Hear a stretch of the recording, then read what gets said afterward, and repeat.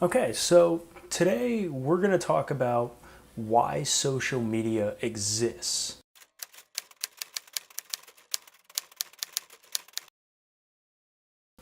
And we're really going to first start this off with what is the origin of social media? And the idea of social media really originated back in the 1970s, back when really the modern internet was really just starting to sprout up. Back then it was really just a system of networks that were all connected, and it was mainly used for scientists and for the military. And now it was really created as a way for the military to easily communicate and command troops. But after it eventually expanded into a more public space and social interactions really began to increase at this point. And the first real kind of precursor to social media sites was bulletin board systems, or BBSs. And it was a system that allowed users to access a main computer system that basically allowed for forums to begin. This is where discussion took place. It was text only, but it was really where discussion took place for the first time on the internet between users. And they were normally people who were hobbyists or were working in the field at the time, and it's how they stayed in contact. Now, it really was used via telephone. It was kind of like, it was dial-up internet basically. And the dial-up worked by having the users connected to a telephone wire, which was connected to the modem in their houses. That's kind of how that worked. And later on, the next kind of big thing that came out was FidoNet. And this linked multiple BBS systems together for a wider range of users. And it's really the basis of modern internet connectivity. That's really what the internet is just a bunch of interconnected networks. And then after that came along CompuServe, and that really came on the scene, or I guess the public domain, in the 1980s. And it allowed files to be accessed as well as news and events for really the first time ever. This was huge. And this is where true discussion forums originated, and users could collectively chat about thousands of different topics because CompuServe had thousands of different forums. And this is the first time something like this had ever existed in the public domain, so it was ridiculously massive. And after that, the true idea of modern social media really originated with AOL. And this is where community members were fully created, and it consisted of a number of member profiles. People had member profiles for the first time. They put their personal information out on the internet for the first time. This is the first true precursor. And after that, in the 1990s, Yahoo and Amazon really hit the scene for the first time. And this is part of the reason people started trying to get PCs into their homes. It's when PCs became mainstream.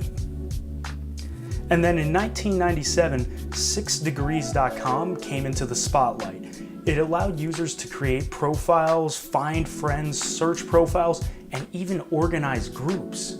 This was really different than anything that had existed before. I mean, forums are one thing, but being able to customize your groups, find friends who were like you, that's insane. And then finally in 2002 really is when Friendster arrived in the public space. And this is what eventually led to LinkedIn, MySpace, and Facebook.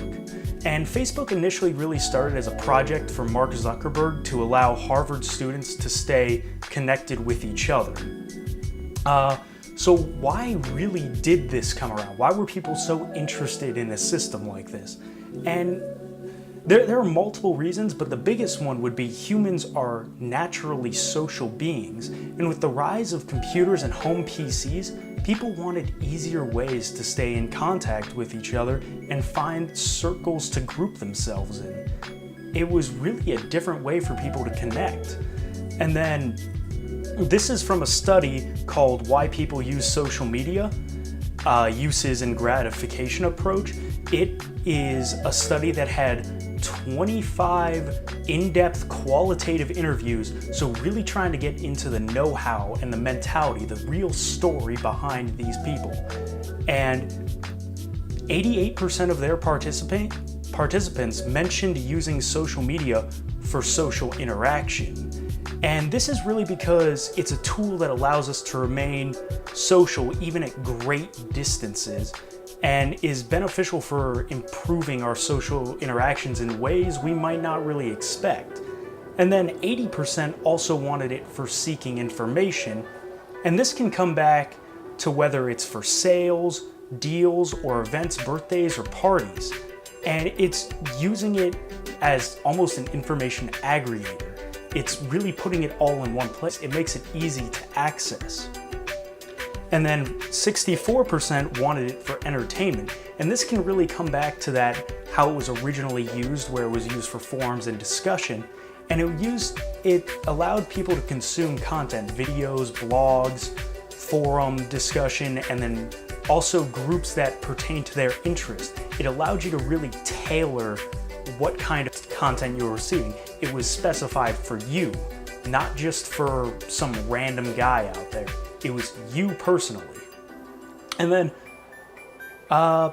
finally, 56% of people wanted it for expressing opinions, which can also come back to that communication and social interaction that we all crave. It really allowed it to become widespread and allowed you to fully put your opinion out there, and it was in a new space, it was a new way to do this.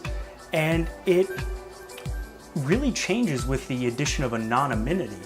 Like, it adds another layer that people can now communicate without people knowing who they are. So there's not really this social pressure to not give your full opinion. It allows a wider breadth of discussion. And that can go either good or bad, but in my opinion, I think it can lead to more good than bad. And this constant craving for social interaction really pushes us to create new, interesting, and innovative ways to communicate and interact with other people. It's something that we as humans have always been doing. When we first started out, we grouped together into societies because we required cooperation. We required working together. And this is another way to express that. And social media really is a whole nother beast, and it's going to keep evolving and allowing us to communicate in new, fantastic ways.